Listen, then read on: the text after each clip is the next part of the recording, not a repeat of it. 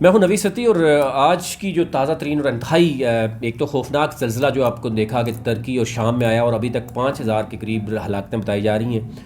वज़ीर-ए-आज़म शहबाज शरीफ ने ऐलान किया कि वो तुर्की जा रहे हैं और आल पार्टीज़ कॉन्फ्रेंस जो 9 फरवरी को होनी थी, पहले ही वो डिले की शिकार थी क्योंकि बरतानिया में है इस वक्त आर्मी चीफ़, तो उसको मज़ीद डिले किया जा रहा है। और आर्मी चीफ़ ने भी हिदायत दी है कि जनाब दो जो मौजूद हैं वो मौजूद हो जाएंगे अपना तुर्की की तरफ। हमारी आर्मी जो है वो उधर जाएगी और इसके साथ साथ जो है वो इलेक्शन कमीशन ने भी आज अहम फ़ैसला जो है वो करना है।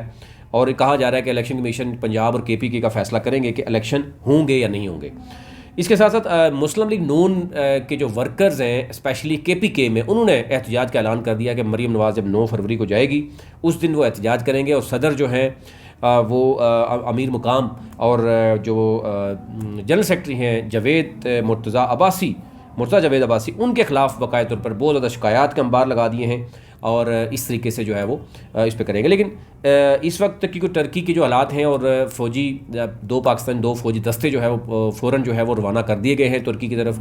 वज़ीर-ए-आज़म काबीना के कुछ अहम रहनुमाओं के साथ भी तुर्की जा रहे हैं और APC मज़ीद लेट हो रही है। इस सूरत हाल में इलेक्शन होगा या नहीं होगा पंजाब और KPK में, इलेक्शन कमीशन भी आज फ़ैसला जो है वो इसमें करेगा।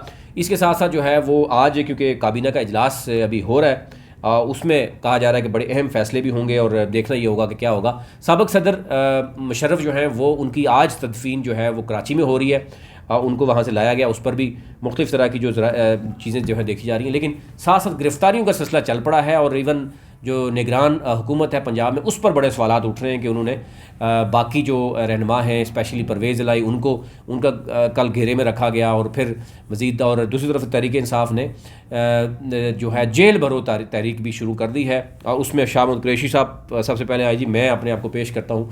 इस सूरत हाल में इस वक्त मुल्की हालात किस तरफ जा रहे हैं ये कुछ भी कहना कबल अज़ वक्त है और हुकूमत अगर अभी इलेक्शन की डेट नहीं देगी तो डेफिनेटली मज़ीद मुश्किलात पैदा होगी।